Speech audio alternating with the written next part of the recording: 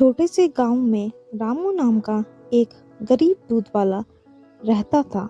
उसके पास सिर्फ एक गाय थी जिससे वह थोड़ा सा दूध निकालता था और पूरे गांव में बेचकर अपना गुजारा करता था। रामू के पास परिवार के नाम पर कोई भी नहीं था क्योंकि उसके माँ बाप का देहांत कुछ साल पहले ही हो गया था, जिसके कारण वह गांव में अकेला ही रहता था। रामू बहुत गरीब था, लेकिन उसकी ईमानदारी के लिए पूरे गांव में उसका नाम था। वह कभी भी दूध में पानी नहीं मिलाता था, लेकिन जो और दूध वाले थे वह हमेशा दूध में पानी मिलाकर ही बेचते थे। एक दिन सुबह जब रामू पूरे गांव में दूध बेचकर अपने घर की तरफ लौट रहा था, तो रास्ते में उसे एक चमकीली चीज दिखाई देती है। वह अपनी साइकिल को रोकता है और उस चीज को देखता है तो उसे दिखाई पड़ता है कि यह तो कुछ चमकीली चीज है। तो उसे पता चलता है कि यह तो सोने का सिक्का है। यह सिक्का बाजार में चल रहे सिक्कों से बहुत ज़्यादा अलग है। रामू ने सोचा, यह सिक्का तो मेरा नहीं है, इसे किसी ने खो दिया होगा शायद। यह सिक्का जिसका भी है मैं उसे वापस लौटा दूंगा। यह सोचते सोचते अपने घर चला गया और घर जाकर सोचने लगा, क्यों ना मैं यह सिक्का लेकर गांव के मुखिया के पास जाऊं और उन्हें सारी बात बताऊं।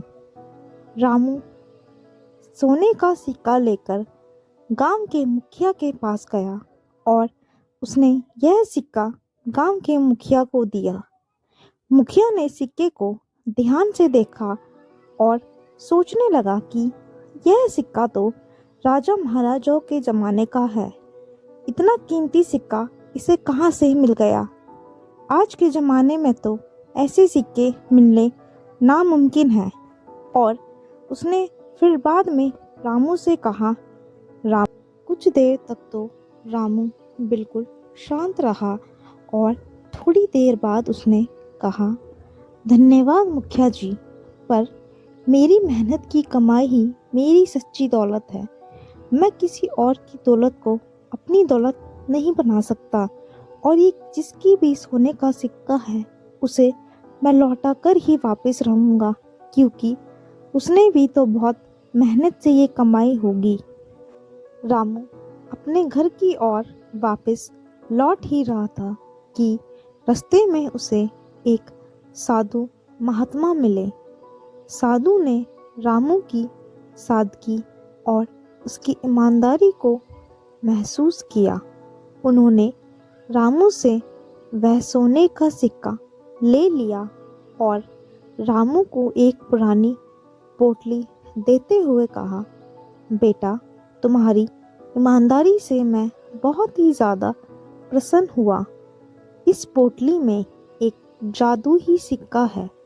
यह सिक्का तुम्हें हर सुबह एक और सिक्का देगा, लेकिन इसकी एक शर्त है, तुम्हें हमेशा ईमानदार रहना होगा।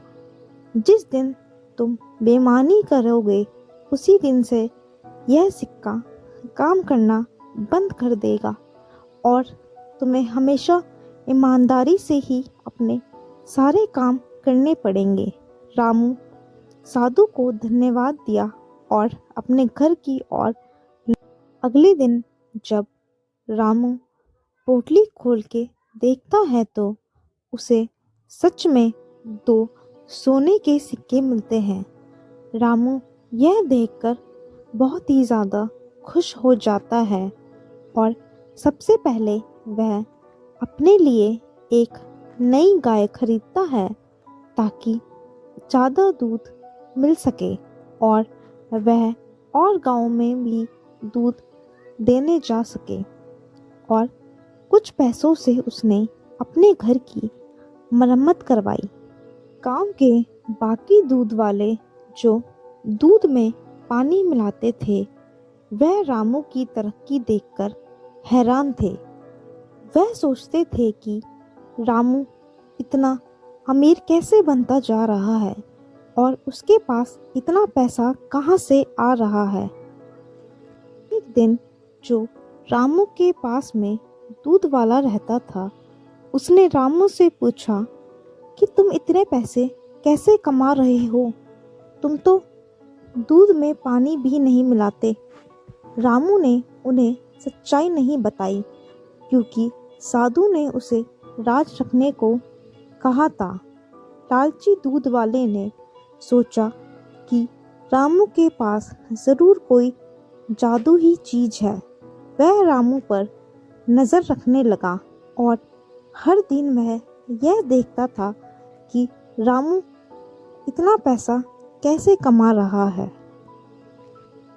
कुछ महीने बाद रामू भी लालच में आ गया और वह सोचने लगा कि जब गांव के सभी दूध वाले दूध में पानी मिलाते हैं तो मैं भी क्यों ना दूध में पानी मिलाकर ही बेचूं।